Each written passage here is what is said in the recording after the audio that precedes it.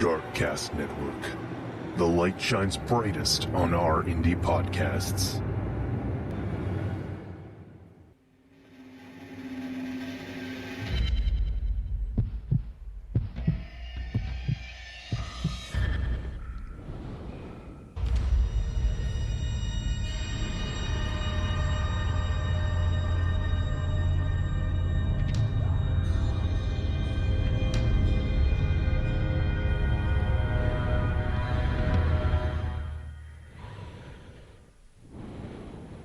Welcome to Brew Crime, the podcast where we drink brews and talk crime, conspiracies, or whatever catches our attention. This is Mike and my co-host... JT! Hey, man.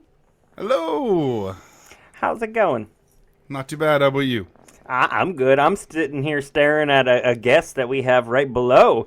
So am I. Yeah, and his name is Dad. JT's dad. Yeah! Hello. I'm very excited for so many reasons. I talk podcasting all the time. Yeah. To the point where my dad's like, do you have time for anything else? The answer's no. No. It's the only hobby that's stuck. But do you want to say hello to the world? Well, hello world, and it's been amazing raising JT, and I'm not exactly sure how Mike puts up with him, but God bless him for doing it. He's 18 Canadian, years he's I had to send him to college just to get him out of the house. He's Canadian, he's polite, he puts up with me. Oh, there we go. Yeah, that's it. Yes. Remember, I'm from Ohio, so not as polite. Think of the Cleveland Browns. So. Yeah, if you do something wrong, you do wrong by Ohio, and you get a Cleveland Brown. Just Wow. Yeah, that is dark. Stanley Steamer is not just a carpet cleaning company. Oh, that joke's a crime. It is. There's a sheriff that lives right next to me, so he could come get me. I don't think there's any cops in my building, luckily. Oh, well, So we are doing a topic today that is all over the place, kind of. Yeah. But I mean, Mike, do you want to introduce it? No, this is you. This is All you, right. JT. Well, Get in there. We are talking about government tomfoolery. Government, just sometimes a government gets an idea, Yeah. and they think it's a good idea, and it comes out that it's not a good idea. And instead of shutting it down, they go another 10 years. Yeah. Because if it's broke, keep doing it until it breaks further. I think it's really. Yes.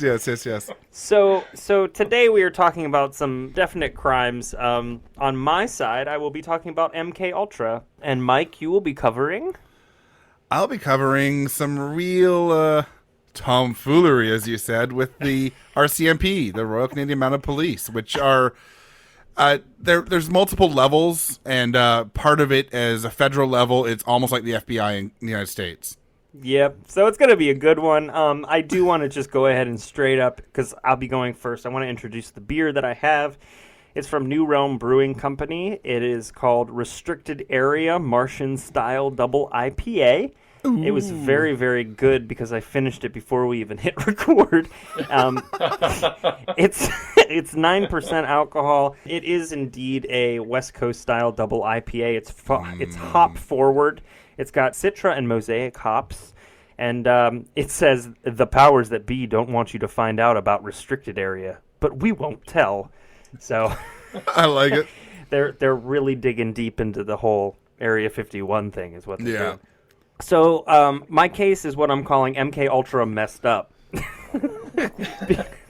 Because it truly was. There's a lot going on here. First off, Mike, how much do you know about MK Ultra? I know quite a bit. I've definitely listened to a lot of podcasts about MK Ultra. I've done some reading. It is fucked up.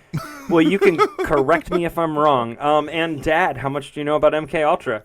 Depends on what time era you're talking about. It was 53 to 73. Wait a second. Hold on. I don't know anything about it. All right. That's fine. I had wall posters that, kind of expressed its intent, but... Well, listen, John Lennon always said, if anything, you can thank the government for introducing LSD to the country. No, that's true. They did experiment. Indeed. Well, and that's MK Ultra. So let's go ahead and talk a little bit about it. So control as a noun is defined as the power to influence or direct people's behavior or the course of events. And control as a verb, determine the behavior or supervise the running of. Control is such a weird word, but if I were to give you the following series of words, what would you think? And here they are. Cold War, international relations, brainwashing Nazi scientists, LSD, unwilling participants, mind control, and no checks or balances. Huh. Sounds like a Saturday night. No. I mean, I don't judge. Or it could be marriage. I'm not saying anything. Whoa, LSD and marriage, that's quite something.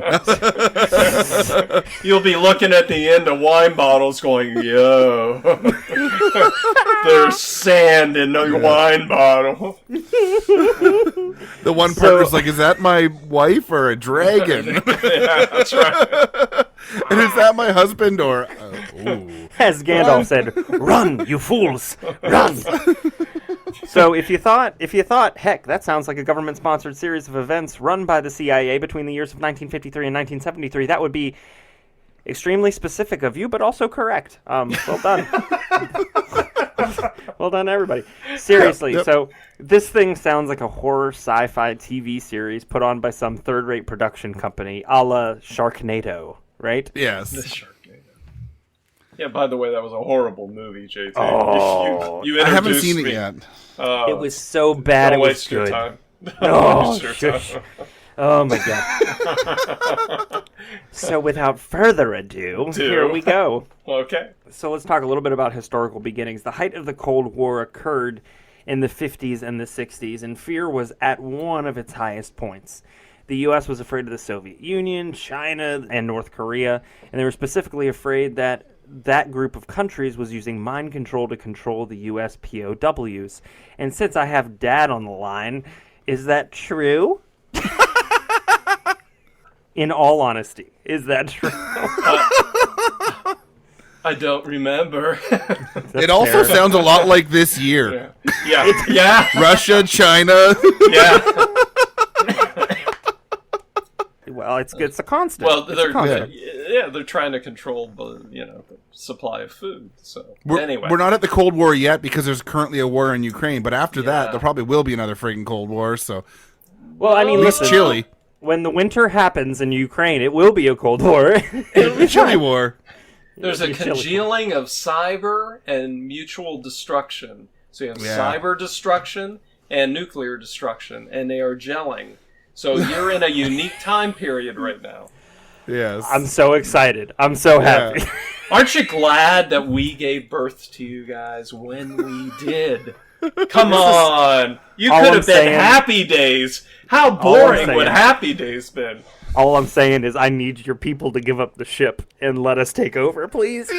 I'm just happy that I grew up in a time that still didn't have social media when I was a kid. Oh my gosh. Oh, I would never be hired for anything. Ever. life was so peaceful. Just so Yeah. peaceful. All we had were a little reel-to-reel from Green H stamps. That was it. That was all we had. Back you know- in my day. My day. So listen, Get while my this walker deals with, moving. Yeah, right. Don't laugh. I've had to use those way too many times. So, while this deals with the CIA primarily, we also have to remember that J. Edgar Hoover was still in charge of the FBI as well, and he was in charge from 1924 to 1972. Oh my god. Yeah, I know. And at the same time, publications were publishing stories about, quote, communist brainwashers. A notable story was published by the New York Times, the same publication that exposed the CIA MK-Ultra program. But they wrote that some soldiers were confessing to war crimes, which the U.S. denies. So, Obviously, they were brainwashed to say those war crimes. Of course. That's how that works. Yes, of course, yeah. And some were so brainwashed they refused to return to the U.S. In addition to this, the U.S. was weeks away from sponsoring the overthrow of the democratically elected leader in Iran. News titles like New Evils Seen in Brainwashing and Brainwashing vs. Western Psychiatry were causing worry. Books like The Manchurian Candidate was driving the point home. Let's talk a little bit about Alan Dulles. Does anybody know about Alan Dulles? I know you do. Yep. He was the first civilian director of the CIA in 1953.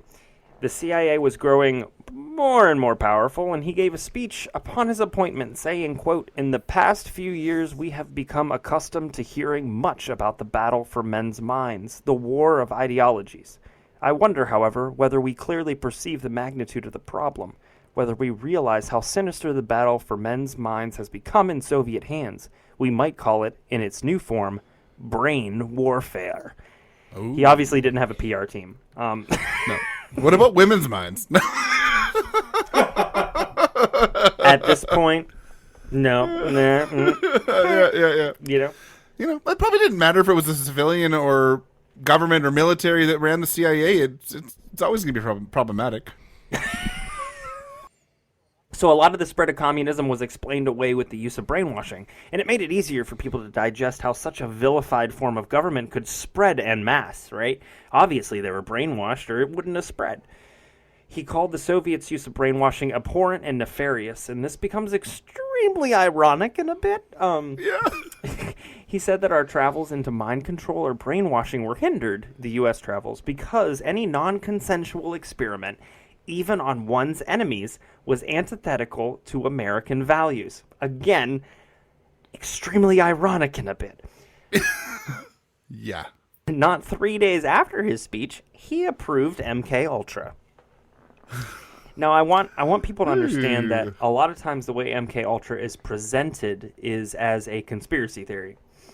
But the reality is that once a Freedom of Information Act request was requested, a lot came from that. And by that, I mean I downloaded all of the Black Vault's FOIAs of MK Ultra. It's thousands of files, not just files. So you know it's tens of thousands of pages. I did not read all of them. I did scan them all, but I did not read all of them. So, conspiracy theory comes out of the fact that it's only a conspiracy theory until you find fact. And then it's just conspiracy fact. That's also true. And to this day, there is a piece of MK Ultra that is still lodged in conspiracy theory. And I'll explain that at the very end, of course. Yeah. So, Ultra was preceded by 2 drug-related experiments called Project Bluebird and Project Artichoke. Why would you name it after, the shittiest vegetable ever? I'm going to kill my dad. I'm going to kill him. And by kill him, I mean legitimately. He's good. Dad, who comes up with these names? I want to know. It's alphabetical. They take a top that has, the number of letters on the top. They spin it, and then whatever comes the second letter, they pick it out. They use a Ouija board. I would rather Project Aardvark. The jerk that nobody liked wanted to call it Project Ass Hat, but it just didn't fly. It didn't work. There's Project Anomaly. Ooh, I like that. These projects research interrogation methods. It was a mind control program that gathered information, and the scope of the project can be explained by, quote, "Can we get control of an individual to the point in which he will do our bidding against his will and even against the fundamental laws of nature, such as self-preservation?" That is a direct quote. I wasn't trying to be funny. I know it sounds like I'm trying to be funny, and people are now used to me trying to be funny, but that is legitimate. The U.S. used LSD on its people. Canada just legalized weed.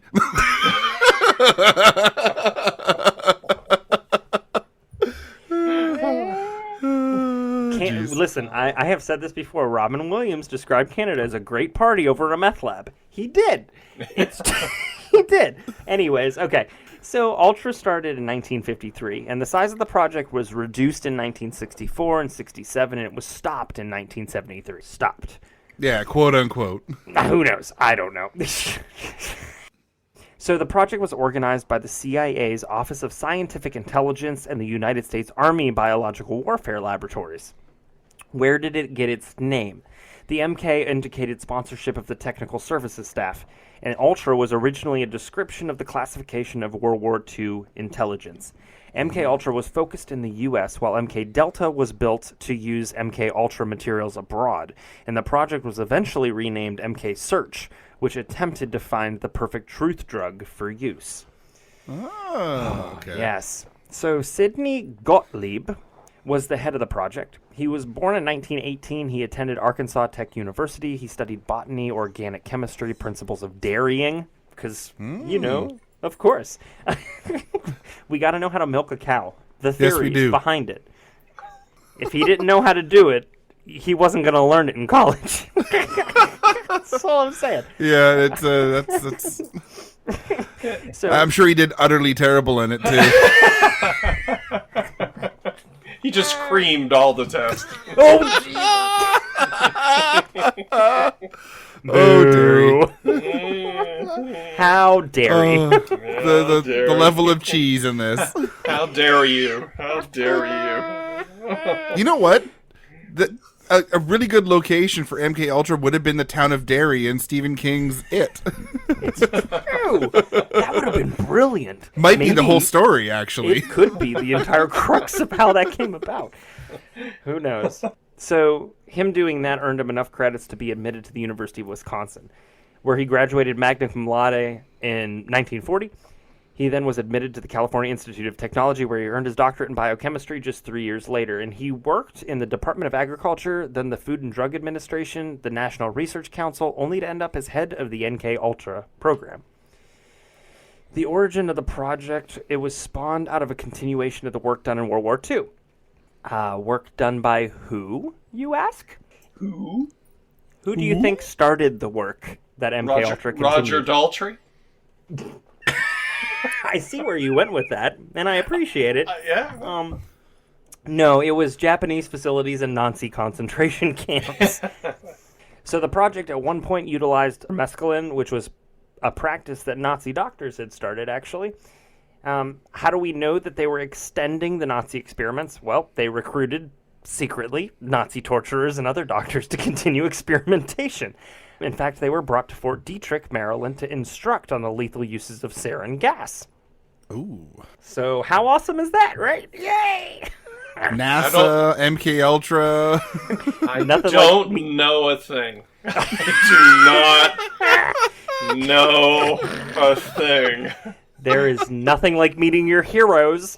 Yeah, not saying a word. I did not see that coming. So overall, there it is. I was waiting for it. You're back to the dairy jokes again, aren't you?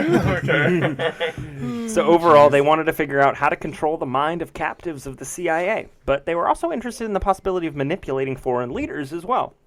November 18th, 1953, 10 scientists met in a cabin in Maryland, and they agreed that to understand the value of a drug like LSD, they would need an unwitting experiment, also known as persons not fully aware of the facts. That's what unwitting stands for. In an interview with journalist Stephen Kinzer, someone who spent years studying the program, he said, quote, Gottlieb wanted to create a way to seize control of people's minds, and he realized it was a two-part process. First, you had to blast away the existing mind. And second, you had to find a way to insert a new mind into that resulting void. We didn't get too far on number 2, but he did a lot of work on number 1. Which, he's constipated. That's what that means. So Pissing the night away. We're back to prostates again, aren't we? Well, you do have to prostate yourself in front of Gottlieb, right? That's terrible. Okay, so one of the biggest things that MK Ultra did was introduce a brand new drug into the U.S. I don't think this surprises many folks about the CIA and drugs being introduced, because this kind of is a trend. I mean, you know what? There's one good thing that came out of MK Ultra then. Go Pink on. Floyd. Hey! Because if it wasn't for LSD, we would not have Pink Floyd, I don't think. You wouldn't even know there's a dark side of the moon. Exactly. You would not know. We wouldn't have heard about the wall either. That's I was right. going to say, we wouldn't know that there's always another brick. We That's just right. wouldn't know. Yeah, that's right. It's out there. It's in the Milky Way. Exactly. So, Gottlieb brought LSD to America. He is literally the godfather. So how did he do this? He arranged for the CIA to pay $240,000, which is $2.6 million today. I had to do the math, because, Mike, at this point, you know that I go one step too far. Well, what with inflation right now, would it be like 2.7? If it's, You know, it's like the gas pump, it's 5.7. Isn't it? it is indeed 580 down in Virginia. Mike? Wow. I Yours don't know is the worse. conversion, but it is Wow. $2.30 a liter here, which is a ton.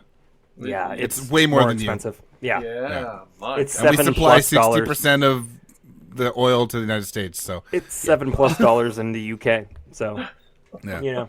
Well, you're more green than America, right? Yes and no, because we send a very large chunk of the oil down to you from the oil sands in Alberta, and it's not green. No. So yes and no. They cut it off. They cut it off. So listen, they bought the world's entire supply of LSD. I don't know how one would know that they were buying the world's entire supply, but he did it. Who knows? I think it was the lab that had created LSD shifted the entire production to them because of the money involved. And I think that's what it was. It was Switzerland. Was it? It was somewhere in that general vicinity. I think so. Yeah. yeah. They had already come up with it, but the CIA came and said, "Here's all the money. Give us all of it." They forgot to check Philadelphia on 3rd and Main. If they'd have checked there, they'd have had it. Oh my god! Sorry, 3rd and Main. Yeah, to our listeners on 3rd and Main, which is nobody. Yeah. Very sorry about that. I mean, if you want all the murder, just go to Chicago. It's okay. Yeah, oh my god. 26 a night. That's more than I had in Iraq coming to me. Jesus. The There's reality. more murder in a year in Chicago than Canada. All of Canada. Oh my gosh. And Oh my god. there's a lot more people in Canada than Chicago. No. Yeah. But you gotta gonna find agree them in with the woods, though, right? They're all over the place. That is true. It is. There's gold in them there Yukon hills. That's right. That's right. All right. So the next thing Gottlieb did was kind of beyond criminal. He spread it around the country. He sent it to hospitals, clinics, prisons, and other institutions of, quote, expendables. How did he do this without being traced? He presented as a bunch of shell foundations that were fronts for the CIA, and these foundations wanted to see how LSD impacted people and how it might be able to be used as a mind control tool. Because if you don't want to be found out, create a shell company. Yeah. You know. So some famous folks that were in the project: Ken Casey, which was the author of The One Flew Over the Cuckoo's Nest; Robert Hunter, the lyricist for the Grateful Dead. So we have Gottlieb to thank for the Grateful Dead. Ooh. And Allen Ginsberg, the poet who preached LSD. You're welcome, world, I guess. Sorry for Charles Manson, but you're welcome for Allen Ginsberg. So, quote, "The CIA brought LSD to America unwittingly, and actually it's a tremendous irony that the drug that the CIA hoped would be its key to controlling humanity actually wound up fueling a generational rebellion that was dedicated to destroying everything that the CIA held dear and defended." Let me butcher a Rick James quote. LSD is a hell of a drug. Not cocaine. Rick James, you know what? You know, he is the highest level of credible. Oh, yes, of course. Hey, he was good. It was good, man. It's all right. I like Rick James. Come on. This is like when you first introduced the fact that you liked Good Charlotte to me, and my mind was blown. I love Good Charlotte. I spent my whole time in Iraq listening to Good Charlotte. You don't want to know why? It was the only disc I had in Iraq. So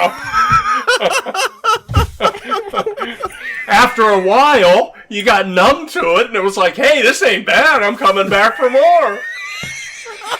Why? Because sand does not talk. You're in front of sand.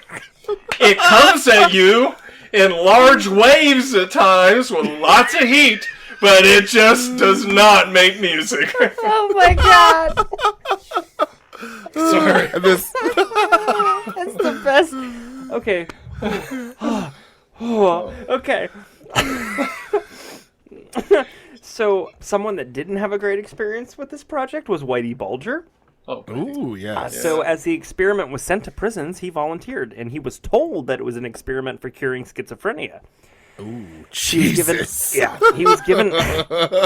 Hold on, wait for it. He was given LSD every day for over a year. Now, did he actually have schizophrenia? I don't know. I don't know. Because I would just think that if you had schizophrenia and you were given LSD, I've heard bad trips from people that are not dealing with mental health issues that see dragons and shit. Like, imagine having schizophrenia and then giving someone that drug. My God, it could be the worst thing ever done. Like, ever. I can tell you I was at a Rush concert in Cleveland, right? Oh, I'm sorry. And 2112 comes on, right? And it's like, we are the priest of Syrinx, right? And the lights are hitting them in the red and the yellows, and this guy jumps off the balcony and lands right in front of me. He just flew like this. And they came over, his friends picked him up. I said, he may be dead, you know? And I said, don't move him, you know? And he's like, nah, he's just on acid and LSD. Don't worry about it. Oh, my God. Oh, see, the Canadians got the Americans. Yeah. I'll tell you. It only took one Geddy Lee to whack him out. Take that, and also a lot of Canadians don't like Rush. Oh, no! Really? Are you serious? I think Rush is like the last generation's Nickelback. We just don't like them that much. Oh, my God!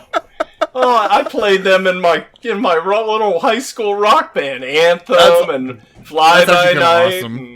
Yeah, I love those guys. Yeah, I saw them 3 times. Only once did a guy make the flight, though. Only once. Yeah.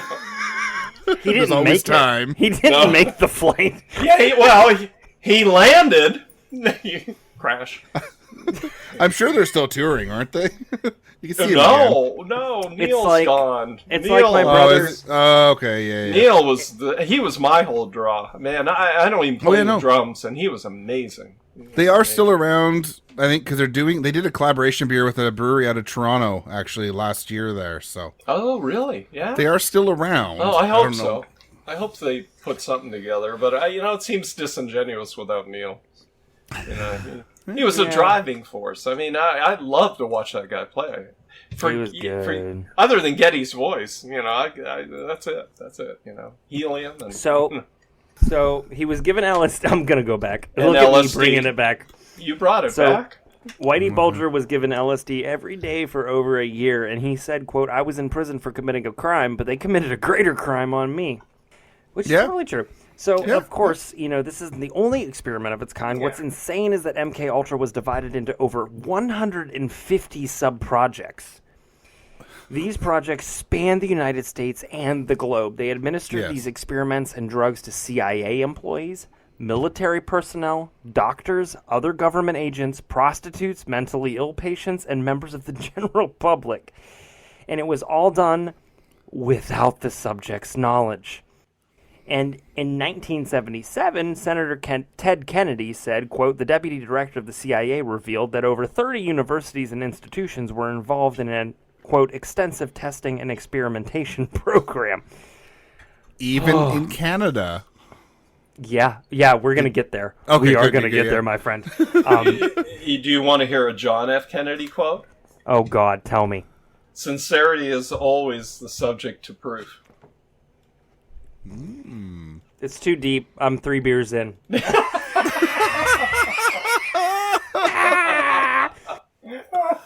All right, I won't talk about Clausewitz. Go for it. Yeah, no, too many syllables. Yeah. We could go through every Are those project that I was opposite able. of vowels? No, We could go through every project that I was able to look up within the Black Vault documents that were released through the FOIA, but I'm not going to.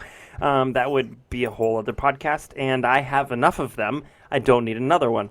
Mike can tell you that. I'm currently almost at 5. So Gottlieb himself, as time wore on, became sadistic. First, he was given a ton of money. He was given 6% of the CIA's operating budget back in the 50s, only to be increased, I would imagine, over the project's timeline. The CIA budget in 53, because of course I looked it up, was $587 million. 6% is $35.22 million. Today, that same amount would be the equivalent of $381,364,006. Imagine how much LSD you could buy for that. Nowadays? Yeah. So let's talk about just a few of the things that would happen during MK Ultra, specifically by Gottlieb. Although we kind of know that a lot was happening everywhere. Honestly, when you hear about some of these things happening with average citizens, just assume that it was 100 times worse for those who were deemed expendable by the day and age. So here are some of the things. Feel free to interrupt when you want to. Victims were locked in sensory deprivation chambers while under the influence of LSD. Ugh. They made recordings of the patient's therapy sessions and played a tape loop of their most self-degrading statement over and over through headphones with the patient in a straitjacket and dosed. I don't think there's anything more abusive to someone than that. It's pretty bad. Waterboarding. Well, okay, yes, waterboarding. But I mean, On LSD. That is straight up like... I see Flipper. No. Like, straight jacket, playing some of the things the worst things about yourself on LSD. Like, that is like mental warfare to the next level. It is brain waterboarding, warfare. There's no doubt, like, it is awful. But that's practically, that's mental boarding. Like, do you know what today's LSD is? Go on. Yeah, go on. Yeah, I don't know. Social media. Yes. Dad, listen. Yeah, You're not wrong. Don't be Clint Eastwood. Wait, I gotta crank my phone. Hold on. Let me crank my phone. Actually, you know what? You are wrong, actually, because social media has never been illegal. Doesn't mean it should be.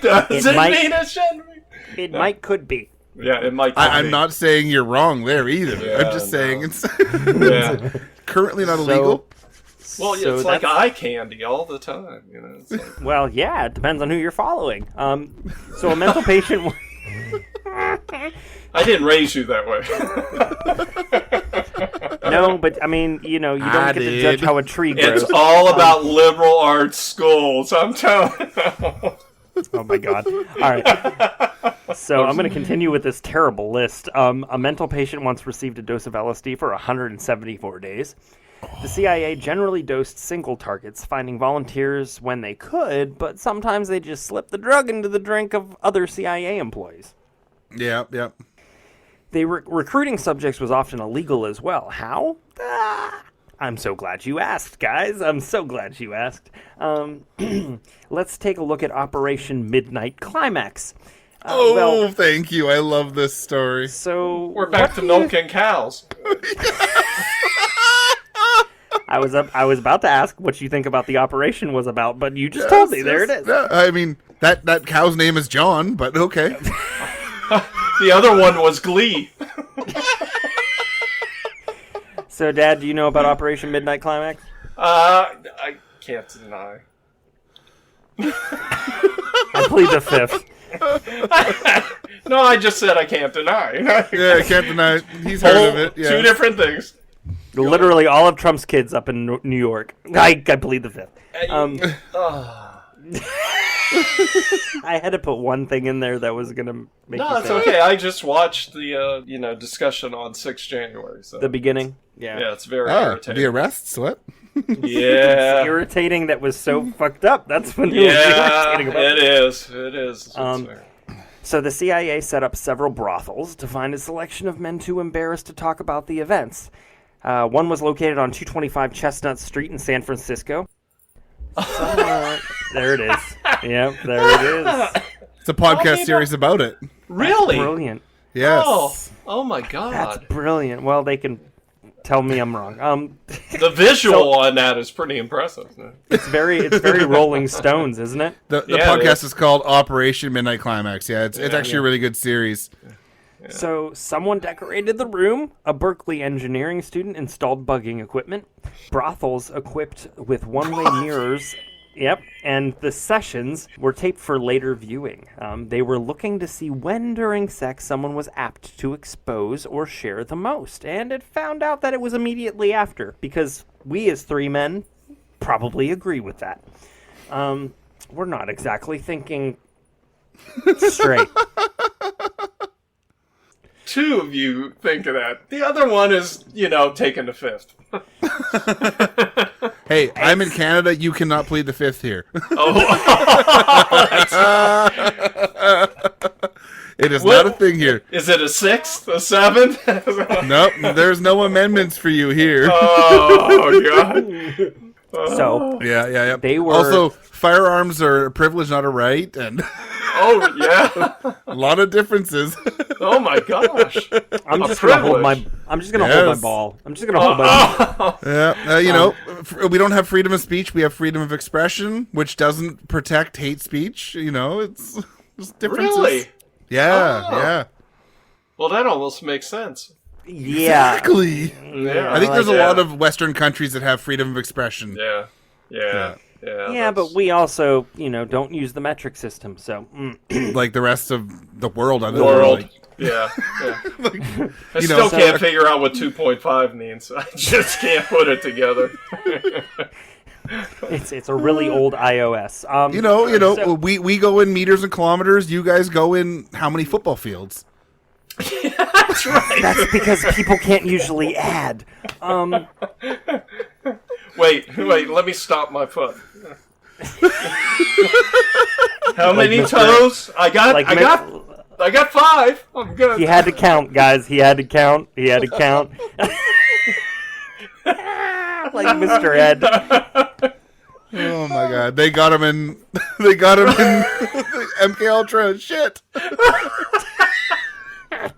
I could be polydactyl. I could have 6. Why do I have a tail? Oh, God. Oh, you coddleated. No, all right, listen. Okay, so, quote, White sat behind the mirror. He was the head of this, martini in hand, and he waited for the action to begin. Prostitutes would lure unsuspecting Johns to the bedroom, where the men would be dosed with LSD and their actions observed by White from beyond the mirror.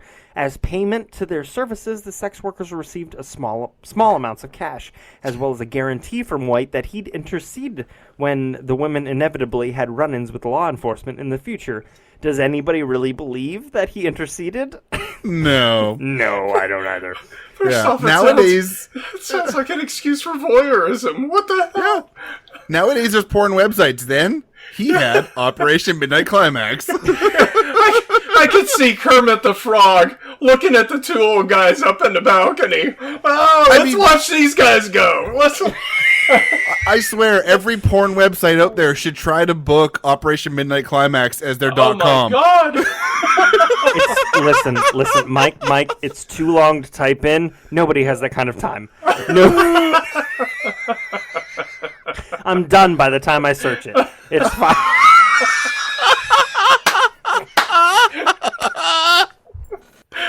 Are we back to the sock again?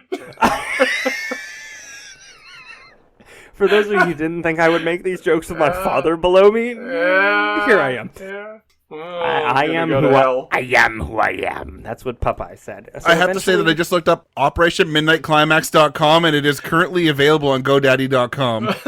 Of course it's GoDaddy. Of course it is. Daddy. Oh, get me a collar and a leash. There was a club in Korea named that. I'm not kidding. Which one? No, you're not. I walked by it all the time. I was on my way to make a suit. I just walked by it. Except for Fridays. No, I had duty then. That's what they all say. So eventually they changed the purpose of the focus on just literally the sex. Officials began asking questions like how to work with prostitutes, how they could be trained, and how they would handle state secrets. And White said, quote, "I toiled wholeheartedly in the vineyards because it was fun, fun, fun. Where else could a red-blooded American boy lie, kill, cheat, steal, rape, and pillage with the sanction and blessing of the All-Highest?" Is that where the Beach Boys got the song? Fun, fun, fun, fun, fun. Back to Charles Manson again. Oh, there we go. I mean, what is that? The 7 Degrees of Kevin Manson. Bacon? Oh, yeah. Charles Manson. oh my God, that's a whole nother game. Holy shit. That's So they did have subjects who gave their consent, but of course, as any scientific project will do, those people experience even worse experiments. There was a selection of volunteers given LSD for 69 days. And they didn't just use LSD, though. Nah. They used heroin, mescaline, psilocybin, scopolamine. Scopolamine. Yes, that's Thank correct. you. You're welcome. You are a nurse. Marijuana, alcohol, sodium pentothal, and drum roll. They had thank you. They had one arm connected to a barbiturate IV and another arm connected to an amphetamine IV. Introduce barbiturates, and the patient begins to fall asleep. Immediately release the amphetamines, and the subject would babble. And it was, quote, sometimes possible to ask questions and get useful answers. Sometimes. They're all bullshit. But you know what? If you want to do the psilocybin thing, just go to Oregon. Or Canada. And no. The city of Vancouver now has some mushroom dispensaries because we've always had pot dispensaries until it was legal. There's been pot dispensaries in Vancouver for like a decade. And when it became legal, it was like, well, now what's the next drug we're trying to fight for? So JT, in essence, right? You know, when your wives wake you up from a stupor and a nap, that's exactly what they were doing. And they find out anything they want to know. So the next time you take a nap, realize you could be exposing everything you got. Are you nicknaming my wife Amphetamine? Or barbiturate? No. I'm nicknaming. I don't nickname any wives. I know better than that. I learned something from my time. I want to know what my mom's nickname is. No, as he pleads the fifth. Except for in Canada. Hey. Yeah, I'm not going there. That seems like an American court, JT, because you said it first. So listen, this idea of amphetamine barbiturate, it was eventually abandoned because it often resulted in the death of the patient. Thank you. You're welcome. There it is. Yeah. It doesn't take a military genius to see, although we do have a genius. So anything done without someone's consent was a violation of the Nuremberg Code. We literally were listen, Gottlieb was literally on the medical portion of the Nuremberg stuff, and then he came back and he was like, "Oh, I'm free. I can do whatever I want." So I don't know what the point was. So we don't know how many. I mean, JT, I think using certain tear gas and everything is also against Geneva Convention, yes. And I kind of watched a lot of things happening in Portland, Oregon not that long ago. That wasn't tear gas. Okay. No, it was worse. It was Timothy Leary passing gas, but it was not tear gas. Jesus. All right, listen. Okay, we're going to leave it alone. Okay, so we don't know how many people died ultimately. It's a mystery. They literally were drugging people all over the place. And keep in mind that the people drugging others unwittingly or unwillingly were usually totally untrained to do anything regarding observation. So why else don't we really know about how many people died? Most of the MK Ultra records were destroyed in 1973 under direction of the CIA Director Richard Helms. And thanks to a clerical error, There were documents in other places. They were primarily checks and payouts for expense requests, but they also had explanations of some of the sub-projects attached. Those are some of the things that I was able to read. It's fascinating. If either of you want them, I can send them to you. So, let's get to Canada. I mentioned Canada. This wasn't just in the United States. It stretched into other countries, but we're going to focus on Canada because that seems on brand. But I will say that there were secret detention centers in places like Japan, Germany, and Philippines. People were captured and made to experience all kinds of torture and experimentation with this. So it wasn't just Canada. So Donald Ewan Cameron. Mike, does that name ring a bell? Yes, it does. So listen, he was a British psychiatrist who hoped to correct schizophrenia by erasing existing memories and reprogramming the mind. He lived in Albany, but he traveled to Montreal to work with Allen Memorial Institute, and he was paid $69,000 from 57 to 64. And that's $579,480 today, which is over $82,000 a year. So Cameron had no idea that the CIA was paying him. That's like literally the only, in all fairness to him, that's the only thing I'll say. He was paid by a front organization called the Society for the Investigation of Human Ecology. He used various paralytic drugs, electroconvulsive therapy, which, okay, but it was 30 to 40 times the normal power that he should have been using. It's a little bad. I would like to go to our medical expert to say, does that work? I've done it. I've done it to people. Yes. Not 30 as to 40 an orderly, times. I have done it in the past. But not 30 to 40 times the power, right? No. They would have been convulsing all over the table if you'd done 30 to 40 times the power, and they wouldn't have come back. It's a significant voltage as it is to the brain, so yeah. It takes them 4 hours to stop drooling. There 2 to 4 hours. Yeah. Holy shit. Y'all, keep in mind this was in the late 70s. Yes, early the 80s. late 70s. Just throwing that out there. Please do not put my father up for war crimes. He didn't do anything. No, I did not. I just took care of the patient afterwards. So that's there all. it is. He did not throw the switch. So he basically put patients in a drug-induced coma for weeks at a time. Once he had a patient in a drug-induced coma for 3 months. Oh my god. Yeah. So patients ended up with urinary incontinence, amnesia. They forgot how to talk. They forgot their parents. They were lost. During the entire time, he became... This is literally the best part. During this time, he became the chairman of the World Psychiatric Association and the president of the American Psychiatric Association and the Canadian Psychiatric Association. Yeah. I mean... Nice person. Now, listen, obviously, you have to kind of put it in context of the environment and the time, and obviously, we didn't really care about mental health patients and mental health in general at that point. Not really in the same way. I don't think a lot of people care now. Yeah, true. I'm not going to argue with you. Very sad. Very sad. But they care more now than they did then. The bar was your very generation. low. Your generation actually cares more now than we did, and the generation before. But it's still pretty rough. It's not great. It's very evident by, mass shootings. Okay, so Canada has never come out with a list of victims, actually. Mike, is that true? I don't know of any list either, no. Okay. So Lloyd Schreier is a big name in Canada in terms of the treatment of this doctor. So his mother was experimented on while she was pregnant with him, and she was absolutely unwitting. She had no idea about the facts of this case. She slept 30 days at a time while she was given 4 or 5 barbiturates and amphetamines at a time.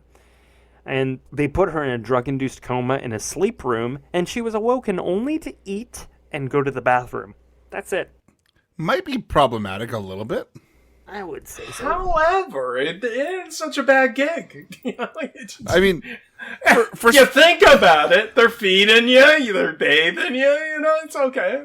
as someone that doesn't sleep all that much, you know, Yeah. you're probably not totally wrong, but Yeah, you'd probably be terrorism to you. Oh. So she received electroshock therapy until she was 8 months pregnant because at that point it was deemed too dangerous. And in 6 months, she had 29 electroshock therapy treatments. They call it therapy. I don't know about that. Dad, does that sound like a lot? How many again? 29 in 6 months. It's a lot. Okay. Yeah. Yeah, I want to say that Could they talk? I mean, we'll get there. Literally. We'll get there. Oh, okay. We will get there. And I do want to say that Dad does have BSN and what else? Enough. Enough. That's enough. A lot more. Yeah. Let me say this. He's more qualified than I am. Damn it. So she went through repatterning, which involved breaking down her mind through drugs and electroshock therapy to work with a clean mind and reprogram. And psychic driving, which was recorded messages to the patients for up to 20 hours a day, asleep or awake. And at the end of her time there, his mother was incontinent, mute, and had trouble swallowing. She had to relearn everything. that's messed up. That's seriously fucked up. So she had Lloyd, but she had no idea what to do with the baby. She even forgot how to boil water. So how's somebody gonna, gonna take a care of a baby? She said, quote, "I had a new baby, and I didn't know what to do with the baby. I had help, a baby nurse, but she had to have a day off, and she left me with a book. And I'll just give you a little example from the book. When you hear the baby cry, go to the room. Pick up the baby and step by step how to feed the baby," and that was very frightening. Yeah, that's terrifying. And I think I read that in Dr. Spock's book. That's actually probably true. It is. I think Probably what they gave it to you. I actually had to read that book before you were born, so I'm so sorry. Yeah. I just had to get guilt.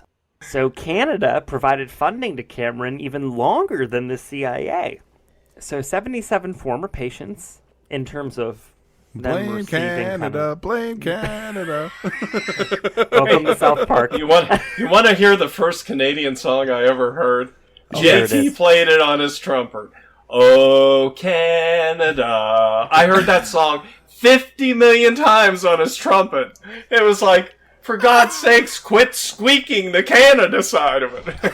And it was out of tune every time. I was like, oh my God, I remember It's that song. okay. I moved on to a louder instrument called the saxophone. And they are now sounded both in better. my garage. Yeah, There you go. Just waiting for my children to then pay me back. Oh, okay. Hey, You know. it comes back to home when they pay you back. Yeah. Yeah, I know. So 77 former patients, Canadian patients, received $100,000 each. The government gave them this compensation without admitting fault, and the same happened in the U.S. Esther received payment. Esther was Lloyd's mother, who we just talked about, but Lloyd was denied. Despite being an unborn child through the entire period, they said he was not a patient. And the then Alan Rock, the Minister of Justice and Attorney General of Canada, said, quote, "As the Government of Canada does not accept any liability or negligence for the treatment given to patients of Dr. Cameron, we have limited this payment to former patients. The government can only do so much, and therefore limiting payments was necessary." And this is in Canada? Yeah, do you know of Alan Rock, Mike?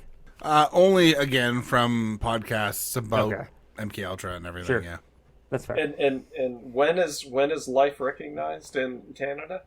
Do they have that issue? That's a good question. That is actually a good question, and I'm not 100% sure, truthfully. That's okay. We are neither. It is a solid debate between generation after generation. but Yeah, it is. definitely I am is. curious to see what Canada does as a bordering country. Abortion was a crime in Canada until '88. Yeah. While much of the project was scaled back in the late 60s, it officially ended in '73 when, as explained before, Helms destroyed a lot of the documentation. In 1977, Senator Edward Kennedy oversaw a congressional hearing about this project following the 1976 Church Committee report. Ex-CIA employers were asked to attend in order to answer questions like, why?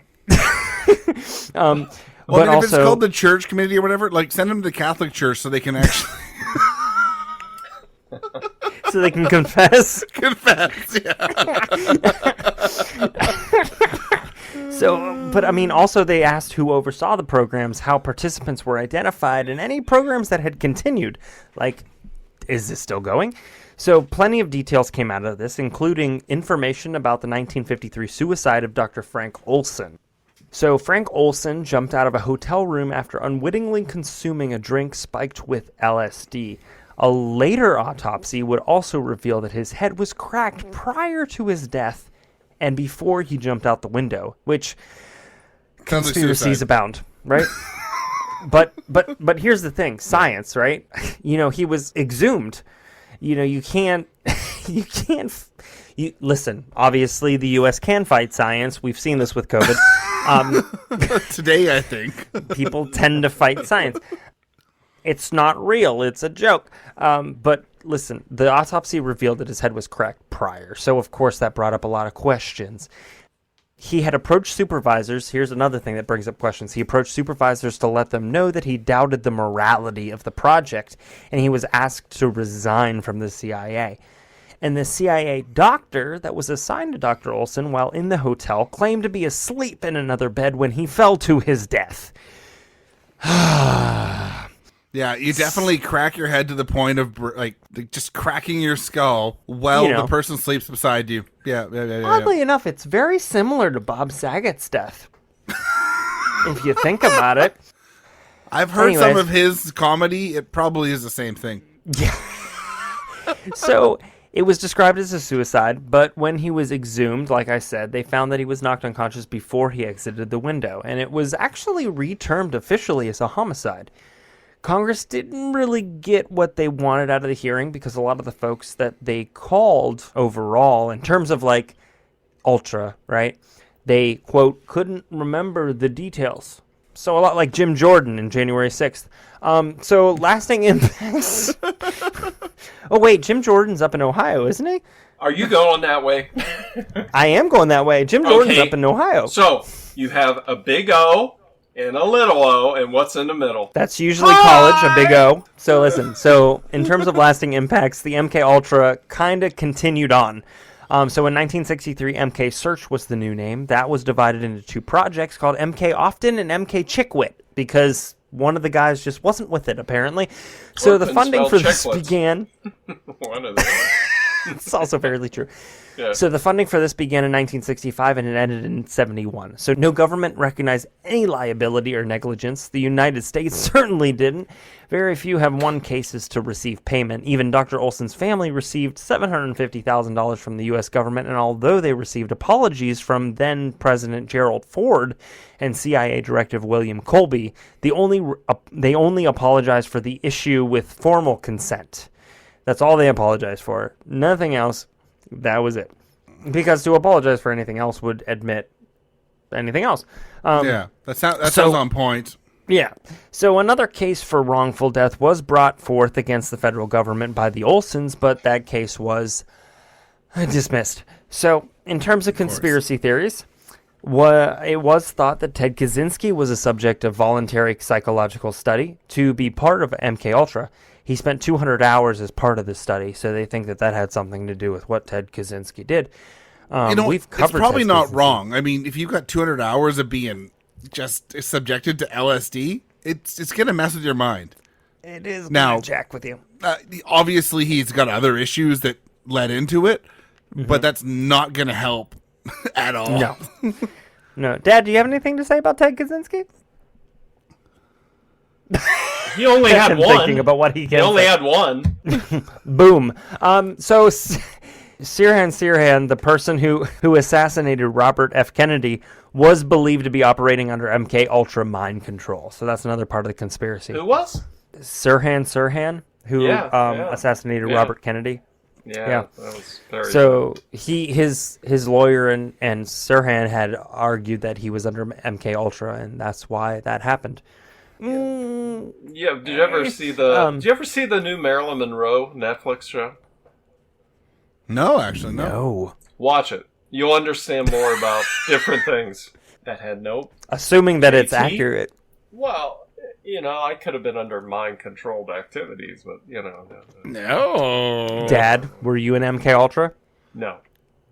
Was many Grandma in dragons have you seen? MK Ultra? Although it does hurt my feelings to say I wasn't an ultra in anything, but it's just,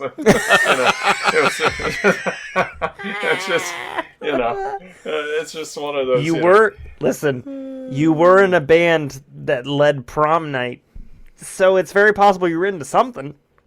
I was not into anything. I know. Anything. Okay. Remember, I've been looked into. Yeah, that's very true, actually. That's very true. Far and beyond. Even they came to me and said, "What's the deal?" So, in third grade, I think the best way to end this is by saying, "What the fuck?" Also to quote John Lennon, which I mentioned before, he said, quote, "We must always remember to thank the CIA and the Army for LSD. They brought the LSD to control people, and what they did was give us freedom. Sometimes it works in mysterious ways. It's wonders to perform." Yeah. And that's my extended, which wasn't supposed to be extended case of MK Ultra. Damn. Just let it be. Just let it be. Let it be. Let it be. So what ended up happening with any of it, though? I mean, seriously, is it still going on? Honestly, okay, so as far as this civilian knows, Yeah. it was stopped in 73. It was buried as soon as it was found, as soon as it was found out and the hearings happened. And I don't know if anything happened. And if it wasn't LSD, I mean, we did have the entire heroin situation come up in Florida, Texas, and then expand. Yeah. Well, CIA has also been super involved with bringing cocaine and stuff into the United States. So likely it's probably still going on in some form. Likely. Well, That's a thought. Who stopped it in 73? What president? Oh, I don't know because I'm Canadian. Well, that's fine. I don't have an excuse. all I need to say is just Trudeau. Trudeau. No. About as It's far back it's as like Bush, Trudeau. No. yeah, Who was I it? can go back as far Nixon. as Bush Senior for Nixon? the most part. Oh, that's right. That's right. It was Nixon because Nixon all of a sudden freaked out about the drugs. Well, what else did he stop? This is very important because it goes ethics along with in what the you're office? saying. Ethics in the White House. He stopped that. He didn't stop taping, which was a dumb thing on his part. But anyway. Y'all, I know exactly how to get Dad's goat. I know exactly. What he did stop is chem bio warfare at Fort Detrick in 1973. Where they discussed sarin gas from the Nazis. Yes, continue on. Which is chem bio, the chem side of the house. It is. Sarin It gas, is indeed. VX, VG, the old deal. I got trained there, so yeah. Listen, here's the deal. Not in that. And by the way, if you ever want to read a book, read Ken Alabek's book. So yeah, that's a good book on bioterrorism. We need to have this guy. We need to have this guy on more often. Yes, we do. You guys are fun. No wonder you guys are successful. Well, I've got a title for this one.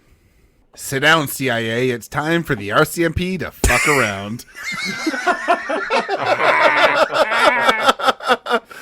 I planned this title because I knew what you were doing, JT. All right. Now, I picked this beer up while I was on holiday in Toronto. Really good brewery in Toronto called Alehouse. This is called the Instigator, which is a West Coast style IPA. And it's 6.5% alcohol. It's slightly cloudy for a West Coast IPA, kind of that copper color, nice white head on it, nice lacing. Got like tropical notes on the aroma. It's semi-sweet, kind of floral. As for the flavor, it's definitely tropical. There's some bitterness in there, not a lot though. Kind of herbal, a little bit of tropical. Pretty easy drinking for the 6.5% alcohol that it is. Super tasty. It did say distributor Timothy Leary, so just saying. There's a theme here. They would be into that, I think. They'd be into that. Yeah. They're located in Toronto, Ontario. Great little brewery. Well, not little really, but compared to the U.S. breweries, they're smaller. They make really good beer. Well, as I'm going to be an instigator here, we have all heard about MK Ultra at this point, where the CIA drugged half the world, it seems. Yeah, also true. The CIA ran drugs in South America and more, right? Like, the CIA is well known for causing some shit around the world. Yeah. But the RCMP, or Royal Canadian Mounted Police, at a federal level, is basically Canada's FBI. Mm-hmm. The RCMP has municipal, provincial, and also federal police forces. While the FBI can only get involved when federal laws are broken, the RCMP can get involved at every level, as the legal system is not based on an individual province like the United States is with the states. So RCMP is involved regardless in a lot of cases. Okay. Unfortunately, with this kind of power can come some serious issues, and the RCMP has had many of them. With great power comes great responsibility, and they don't take it. Who would have thunk, right? Yeah. Let's just get into a few of these bigger issues. Yes, sir. So, this is the FLQ, the Black Panthers, and the RCMP. Jesus Christ. Good gracious. No. World domination next. Why not? This is what we call jumping the shark. Wow. JT's dad. Have you heard of the FLQ? Have you heard of the FLQ? FLQ. Think Quebec. You've No. met original Trudeau. French Liberation. Yes. You're in the right area, sort of. Okay. In the early 1970s in Quebec, Canada's French-speaking province, there was a huge push for separation from Canada. The FLQ, or the Front de Liberation de Quebec, was a militant independent movement in the province that used terrorism to try and make Quebec an independent and socialist country. Huh. They would set more than 200 bombs and would rob people between 1963 and 1970. 6 people would lose their lives. They would abduct James Cross, the British trade minister, in October 5th, 1970. So this went from 2 to 11. Yeah. Spinal Tap wise. 2 to 11? Oh, I get it. I get it. Yeah. Yeah, there it is. Yeah. Drink another beer, you'll be fine. On October 10th, they would abduct Pierre Laporte, the Quebec Minister of Labour and Minister of Immigration. This would lead to Justin Trudeau's father, then Prime Minister Pierre Elliott Trudeau. He would put in the War Measures Act in place and mobilize the military in Quebec. In the end of the October crisis, Pierre Laporte would be murdered and James Cross would be rescued. Trudeau would withdraw troops on January 5th, 1971. So yeah, martial law was in place. Yeah. Many of the leaders of the FLQ were arrested or given passage to Cuba.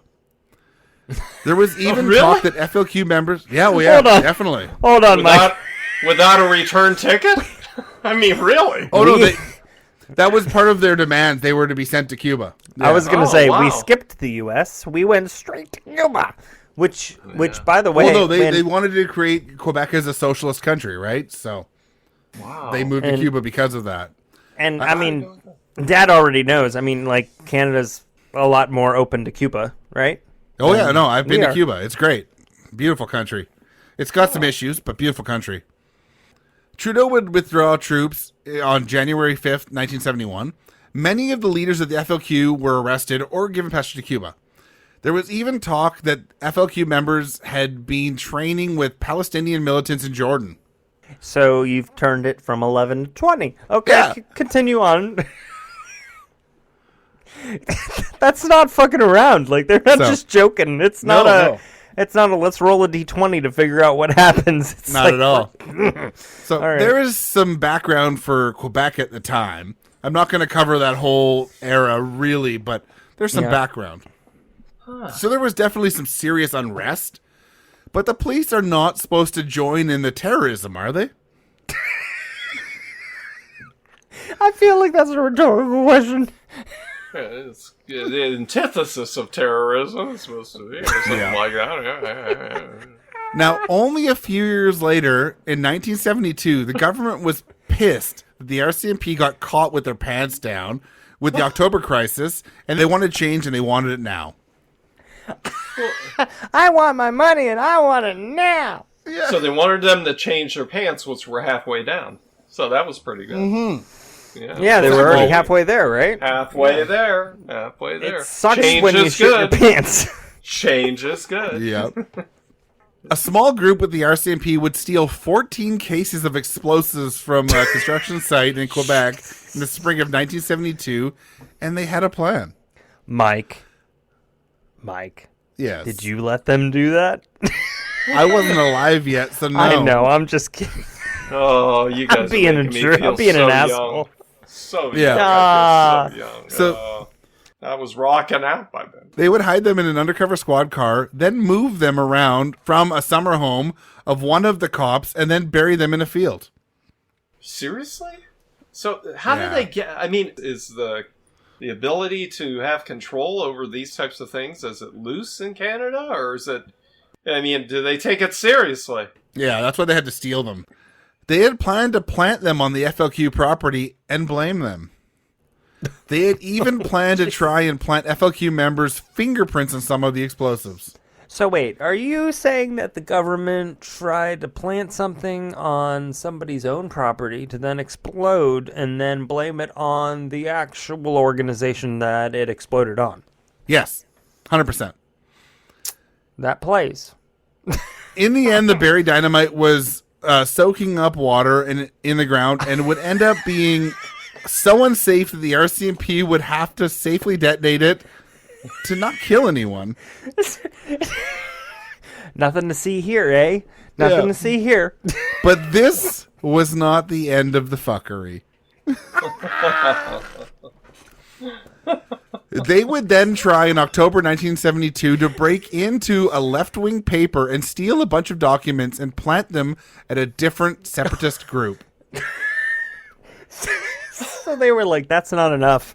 Yeah. We now have to do this too, just to go overboard." Yeah. Methinks Now, they overcompensate Yeah. too much. that group would end up just destroying the documents to thwart the cops' plans. But it was still known that it happened. Now they were getting desperate as none of their plans were working to destroy the FLQ. They had been doing surveillance on all kinds of suspected FLQ members and their families all along, and they caught wind of a barn that was being used for meetings by the FLQ, where they were often having members of the American Black Panther Party up to talk shop. Can I just say that if this was the U.S., we would have just shot everybody? Probably true. I'm not. Not Listen. true. Listen. I unfortunately, I kind of lean with JT, but That's because you've had more than one beer. You guys always are leaning if you have more than one beer. So. I've read enough about the FBI and the Black Panther Party. Well, yeah. It was not a pretty picture. Having lived through No, that, it it was wasn't. not a pretty picture. Yeah. Nope. So, this was located just outside of Montreal near the U.S. border. The Black Panther Party at this point was already flagged, but the RCMP didn't want the FLQ to get any ideas, so they hatched a plan. Sergeant Okay. Donald McCleary would order a group of RCMPs to torch the barn. I'm Sergeant Donald O'Cleary. McCleary. What? Wait, torch which barn? I'm The barn that was being used for the FLQ and the Black Panther Party to do meetings. Oh my god! Yeah. So we'll torch the barn. Like they're not going to move, right? They're not going to move it to some other place. They're just going to torch the barn. Okay, all right. Yeah. But just like the dynamite and the theft, it was a disaster from the start. The first 4 officers would break down on the way to the torch party and have to be towed back to town. Their car broke down. Wait a second.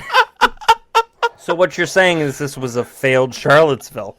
Yes, it was a failed Charlottesville. Yes. There were good people on both sides, Mike. There were good people on both sides. That's what I heard. Speaking from the person whose friend shot the Pulitzer Prize-winning photo of Charlottesville. There you go. That's funny. Yep. The next try, the cops would head to a bar and get drunk until nightfall. One of the officers would also get food poisoning. But they would make it to the barn finally. But wouldn't you know it, it was absolutely fucking pouring and the fire kept going out. Stop. Freeze. Hold on. Just 1 second. Just 1 second. Hold on. And then the horse goes. Yeah. Why didn't he ride the horse when the car failed? Wait, and where is the horse? I know it had horsepower, but come on, where's the horse? I mean, if Dudley Do-Right can wear it, come on, Was the white dog Fang there too? I mean, Listen, you want a cheap laugh? You make an animal fart, and my dad's gonna laugh. I'll laugh. Every time. Yeah. Then again, so will I. So it's fine. Little bulging eyes, a little embarrassment. All right, Mike. Yeah. So with all that methane, they couldn't have blown up the barn? I mean, come on. Light a match, for God's sakes. Well, they did, and it was pouring so hard it went out. God almighty. I mean, in the military, they call this the fog of war, right? That's what they call it. It's the fog of war, right? These guys hit like every... I mean, the foghorns were blowing all over the place. They couldn't hear that. They couldn't stop themselves. Let's just keep going. We'll do better next time. Wait, there's lightning. Oh, I missed the barn. Damn. I said boy. Oh, God. Wow. Yeah. Wow. You're destroying my image of the Mounties, I'll tell you that. You're just destroying I'm glad to hear. Yeah. Mike said that's the point. Yes, you're welcome. That's the point. So dejected, they would drive back to town and break down again.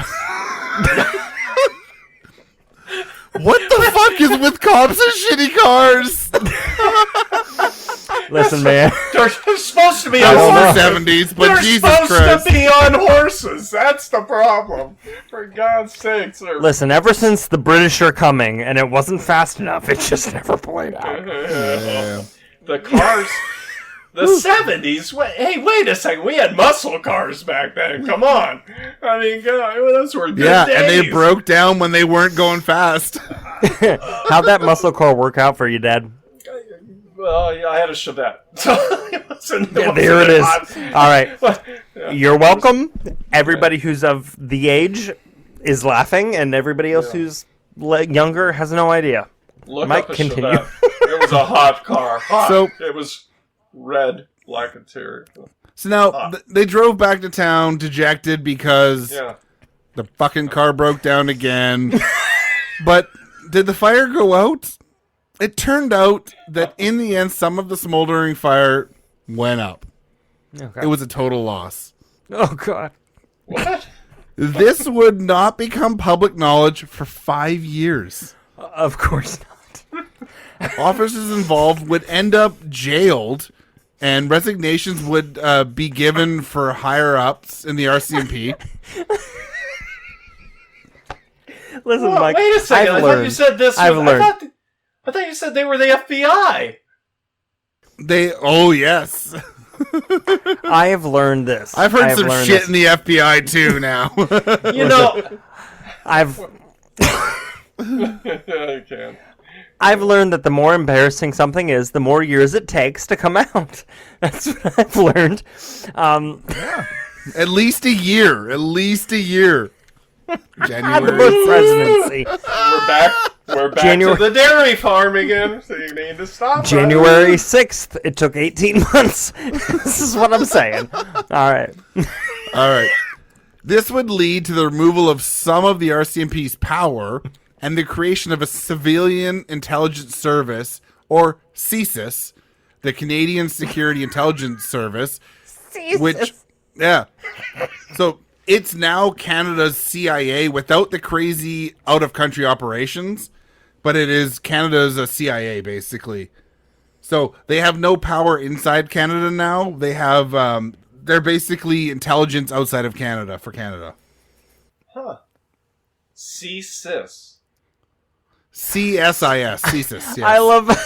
I love the guy in the government who's just like, look, this is clever. Get ready. Nobody's ever heard of this before. Yeah. It's a metal band. I'll admit that CSIS once got shit for not being open on weekends. Years ago.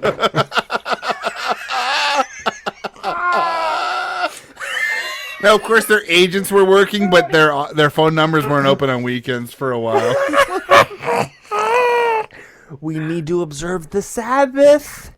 You got to remember, too, that these were phone numbers for regular people, not for governments, but whatever. But it was still funny. All right. Yeah. CSIS. All right. CSIS. The RCMP and CSIS would end up with heavy oversight by the government after this outrageous event, but it would not be the end of this kind of bullshit. So let's leave the 1970s and move on to the 1990s now. Whoa, let's bring up Pearl Jam. Bring it on. Let's go Nirvana. Oh, Jesus.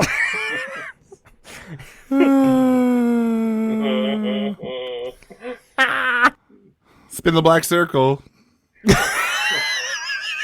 Olivia Newton-John. Now let's bring up Olivia Newton-John. There we go. No, we won't. No. No, we won't. All right. So I got a title for this part too. When the torch doesn't work, let's try the bomb. Oh God. Yes. That's what happens. You know what? When the torch doesn't work, you put Viagra in and try the bomb. That's what happens. Yep, it is. Mike, don't spit. It may have had batteries. So let's move over to Alberta now. The bastion of oil and gas, known to some as Texas North. Texas, and it definitely is known Alberta. that. Yeah. That's where the majority of gas comes from Canada. Oh, it is. Which, again, is something like 60% of all gas that goes to the United States. So a big chunk. Well, did. Still. No, it still does. Does it? A huge portion of North America. Oh, yeah. A huge portion of North America's oil and gas is pulled from the sands in the province, especially in what is known as the oil patch. The oil patch is an oil sand bigger than England, where surface mining of oil is done in northeastern Alberta. Wow. Suffice to say, the mining of petroleum is a massive part of the economy of Alberta. But they also mine for natural gas and sour gas in other parts of the province. Wait, hold on.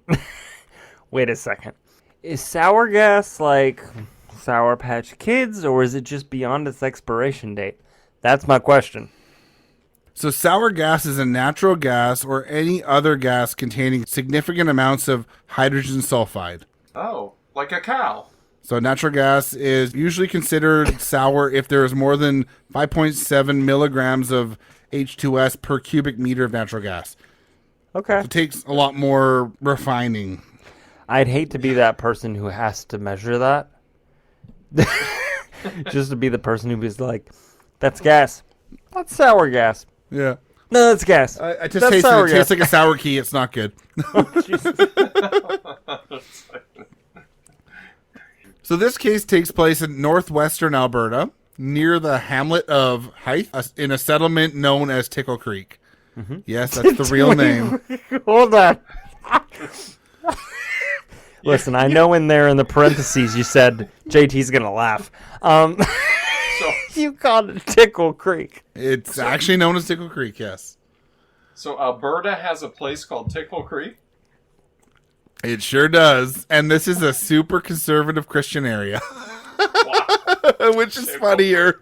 Ain't no tickling going on at Tickle Creek. Not a lot of it, nope. Wow. Hythe is close to the BC-Alberta border, and the area has lots of natural gas deposits. Now, Weibo Ludwig was a serious nuisance to the industry and the community, and by that I mean he was known as an eco-terrorist, and he earned this title. Don't get me wrong. I like how you were like, and by that I mean, he was the worst. He wasn't a good person. Don't get me wrong. It's just like the last case. These aren't great people, but also you can't stoop to their level as a government. Yeah. No. You shouldn't. You sure shouldn't. What was the guy's first name? Weibo. W-I-E-B-O. Weibo Ludwig. Weibo Ludwig. All right. Yeah. He was born in the Netherlands and immigrated to Canada soon after the end of World War II. He was from a big Dutch Reformed church family with 7 other children. Sorry, you said church and 7 children, and I just accepted it. Yeah. They had very strong religious beliefs that were considered extreme by many. And this is in the 90s. Okay. Oh, wow. Jesus. Holy crap. Yeah. He would become a minister in Ontario after being denied originally because of his authoritarian style. This was literally in the time of Warren Jeffs. Yeah. So, what? In 1985, he would move his family from Ontario to what would be known as Tickle Creek with another married couple. This was a remote settlement, and they would build their own little farm community that started with 160 acres or 65 hectares. It literally sounds like what I tried to do in college. Move on. Tickle what? The property would have a mill, biodiesel refinery, and a greenhouse, among other things. In 1985, there would only be one sour gas well within 2 miles or 3.2 kilometers. All right. Now, of course, over the next 15 years, this would jump to 10 wells. Oh, wow. They would begin to have farm animals die and start to have health issues with the family. It's aliens. Yeah. But continue.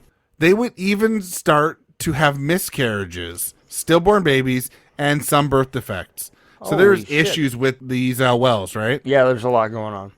Mining sour gas had issues with hydrogen sulfide, and this is both an irritant and is known to mess with oxygen utilization in humans and can mess with central nervous systems. It's like this has some serious problems. Yeah. Tickle Creek even once had to be evacuated due to a leak of hydrogen sulfide.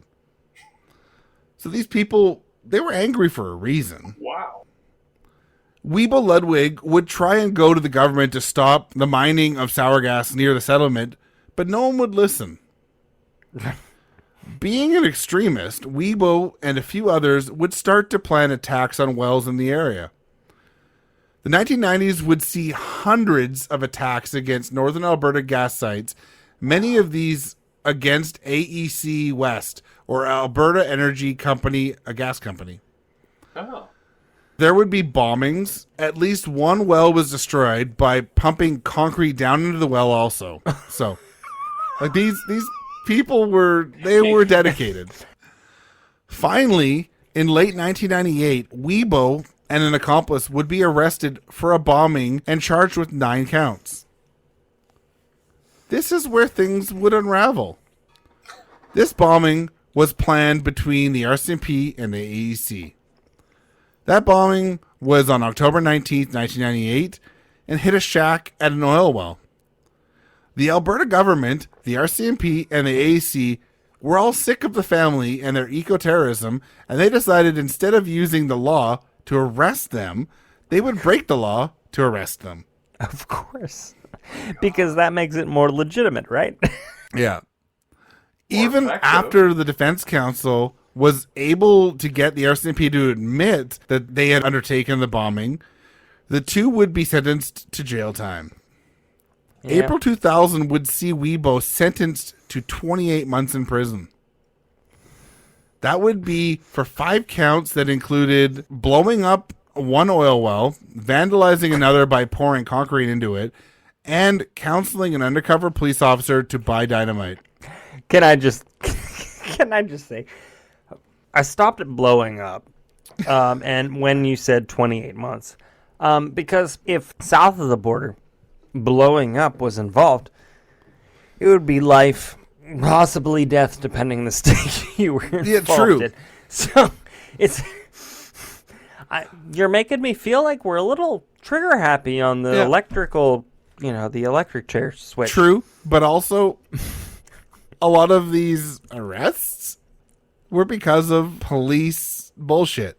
Well, if they caught them on the real stuff, Oh, yeah.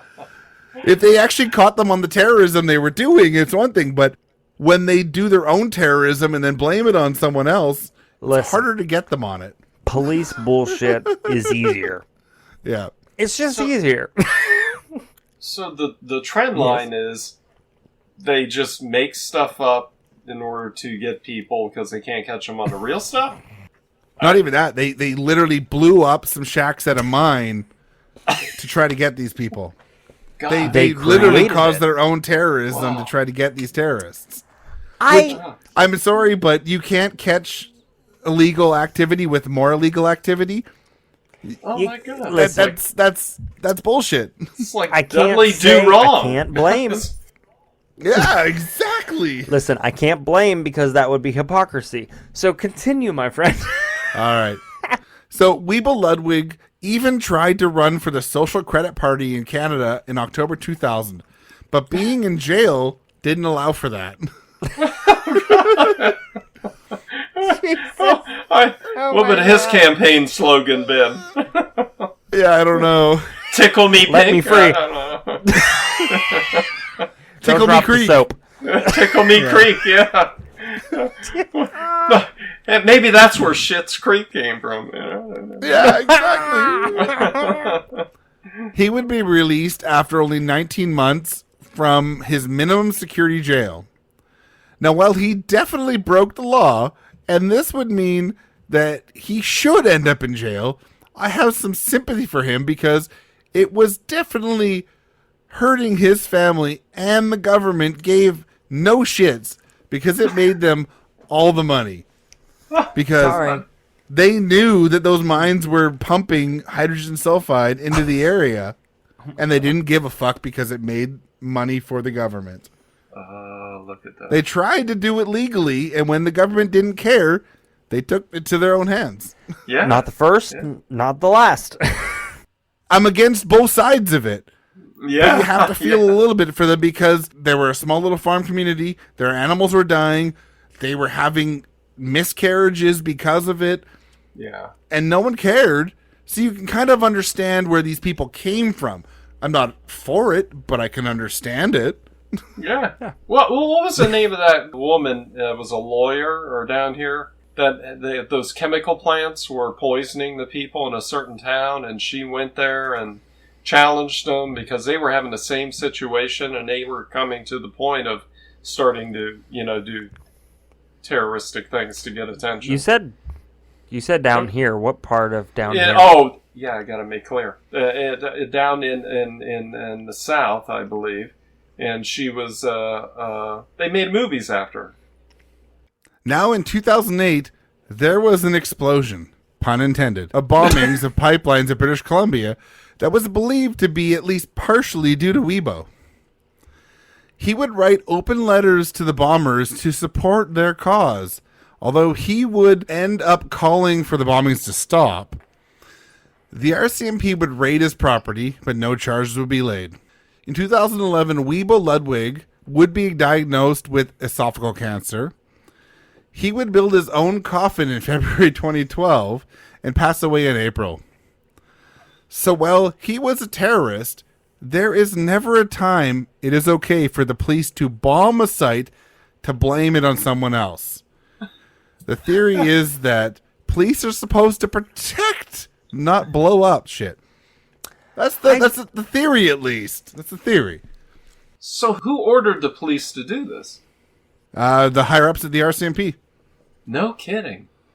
Yeah. It wasn't even higher in the government, because usually it goes, a few levels higher. There's always a follow the money type thing or something. I think my father is coming to the question of, was it the Queen? No Queen, because no Queen. Screw the monarchy. Oh my God. Yeah, down with the monarchy. Didn't you celebrate this last weekend? No. Oh.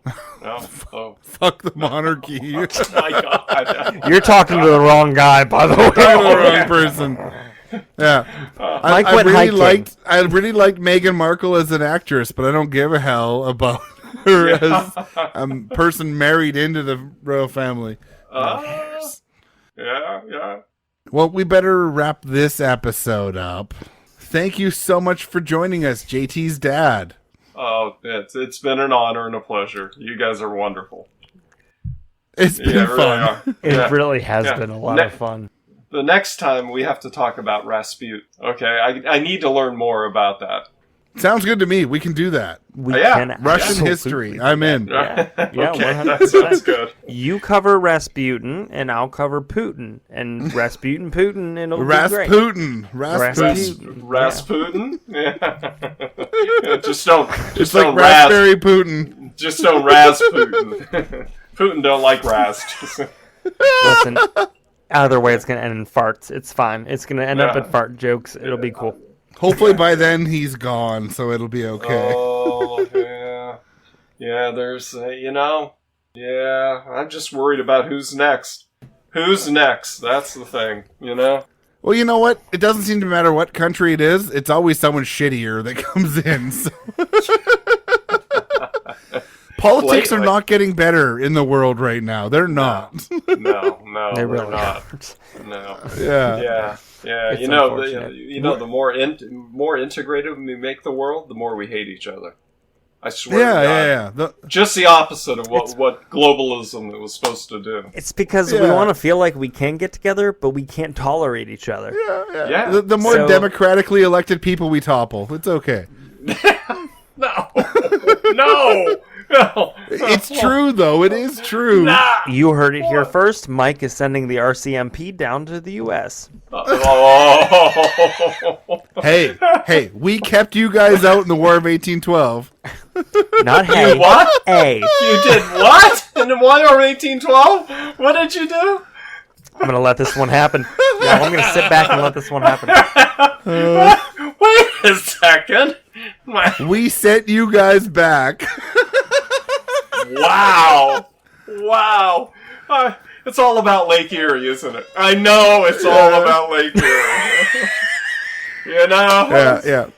The only country, now of course we weren't an independent country at the time, but the only country to ever invade the United States was Canada. Yeah. It might have been Britain, but Here's the thing. we set fire to the White House. This is what every follower of our podcast needs to know. We are about to create another group, Facebook messaging group, and this is going to be a lot of fun for me to watch. Oh my For me to watch. I cannot believe it. Thanks so much for tuning into our podcast today. If you'd like to send us a message, you can email us at brewcrime@pacificbeerchat.com. You can find us on all the social medias at Brew Crime. If you want to find our sources and everything, go to brewcrime.com. And if you'd like to go to our store, you can either click on our website or go to tpublic.com and search Brew Crime Podcast. It's easier if you just go to brewcrime.com. And if you'd like to support the show, you can go to patreon.com/brewcrime. The money goes towards upgrading equipment and making the show better. And for supporting us, you get one Patreon exclusive episode a month, and you get early access, ad-free episodes. So if you don't want to listen to the ads while you listen to the podcast, support us on Patreon. So shout out to our supporters, True Crime Nana, 3 Biz In Podcast, Amber, and the Phase of Our Live podcast. Cheers. All cases in Brew Crime are written by Mike and JT or a writer we credit on the episode, and sources are put into our show notes for each episode. We always want to give credit to the people that research the cases we talk about. Check out our store at tpublic.com/stores/brew-crime-podcast, where you can purchase gear like t-shirts, phone cases, stickers, pillows, and all kinds of other cool stuff. Brew Crime's intro was created by Mike using Creative Commons Attribution licensed audio from purple-planet.com, soundbible.com, and freesoundeffects.com. Logo designed by Ben Greenberg. Thanks for listening to this episode of Brew Crime Podcast. So, did you hear about Jen Shaw? No, I didn't hear about Jen Shaw. How about Erica? You hear about Erica? I don't think so. What about that fraud shit from the other day? Can you be more specific? There's so much fraud out there and so much shenanigans. You should just tune in to Book of Lies podcast. Book of Lies podcast. Every week we talk about some fraud, some scams, and maybe even some TV shows. Where there are scams. Yes, of course. Scams, frauds, and all those things. So tune in every week where we'll bring you a new topic of... Scams? That's right. Scams. So tune in on your favorite podcatcher to catch up on the latest liars, cheaters, thieves, and dirty rotten scoundrels. That's right. See you soon. Bye! My fellow citizens, our Earth is in the middle of a crisis, plunging deeper into chaos. Know I feel your pain and your loss. We can't stand idly by and let this happen. We must rise up and... Sorry. Damn it. Well, this is awkward. Hi, my name is Josh Shell, and I am the host of the Let's Start a Cult podcast, where each episode, myself and some guests take a look at different cults from around the world. For educational purposes only, and definitely not to start our own cult. Join me every other week as we break down dangerous religious cults, political extremist groups, and every other kind of cult in between. Should I apologize for the terrible southern accent? No? Okay. Subscribe and listen to Let's Start a Cult anywhere you listen to podcasts.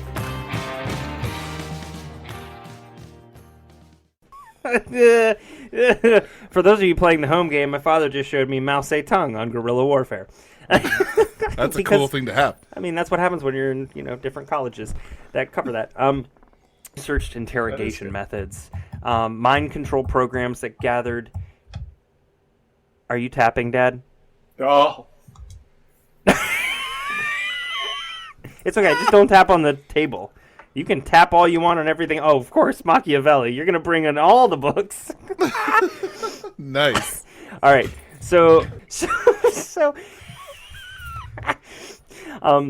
the next thing that... Oh, God. What? No, sorry.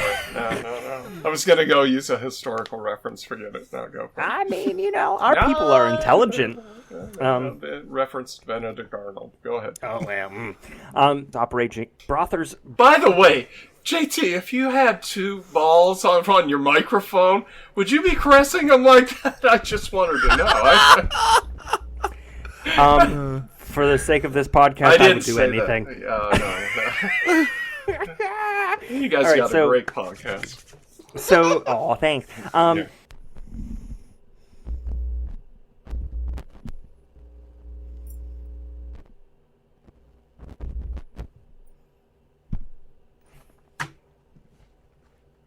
Does that name ring a bell? Are you... Oh, you're muted. That's what the deal is. Why are you muted, Mike? What did I miss? I don't know why it was muted. Oh, okay. I was like, maybe he's angry at me.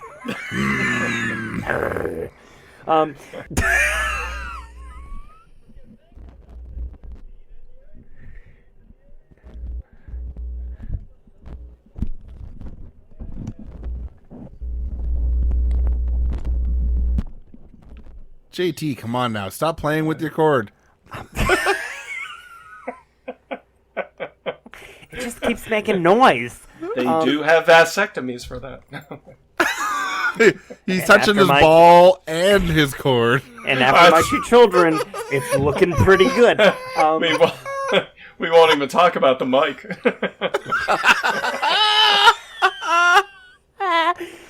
Oh God, I'm dead. Gotta go to So hell. no, you're gonna go to Brew Crime. You know what, Mike? That's a new shirt. Brew Crime one way, hell the other. Heaven question mark. Yeah. All right, so Canada. I won't even tell you what you did to me, but that's what's up. All right, so listen. So I swear, Mike, I'm almost done. I did not. Didn't know it was gonna go this long. Stop, microphone. I'm here. What? Oh my God. Okay, hold on. Change, if you remove the vas deferens, That's better. you have no trouble at all. I have vast deference about that. So listen, I just didn't want it to block my face, but here we are. Operation Anaconda. P.S. I do want you to know, and I've said this Where's before. Mike Aardvark? Where's Aardvark? listen. Mike can attest to this. I have literally said that I have become my father when I laughed like this. Yeah, you have. It is bad. It's a true story. All right, so listen. So, Mike, I want to let you know that this script was 7 pages. So Holy I hope you're proud of me. Wow. But also disappointed at the same time. You didn't share any So- LSD. I'm disappointed. Oh, well. This is obviously going to be an extended episode. Yes, it is. You all are welcome. Mike, it's your go, my friend. I think this isn't the beer that I'm having, but one of the favorite beers I have from them is called Cock Puncher. Which their logo, it used to be just a picture of a rooster and a boxing glove. And now they've redone it because they moved into cans to go into the government liquor stores there. They've diversified. Yeah, so now it's a picture of a rooster with 2 boxing gloves on. But this is a different beer. I just want to say that the new logo is very much the logo of Operation Midnight Climax. So What? Let me find it here. In America they have a new one. It's called Pecker Hops. All all right, Mike, listen. You explain that beer like it's your job. The title, whatever it might be, needs to have parentheses, aka Timothy Leary. Absolutely. I told you. Listen, I told you. Traveling bus. Mike the traveling bus. Listen, Mike reviewing a beer is a religious experience. It's really, he's very good at it. I'm guessing you're talking about the golf. That general. No. Who's the one that played the woman who? Oh God! See. I think I need to get Here it my is. walker I think because we're way past my bedtime. Way past my bedtime. we really are.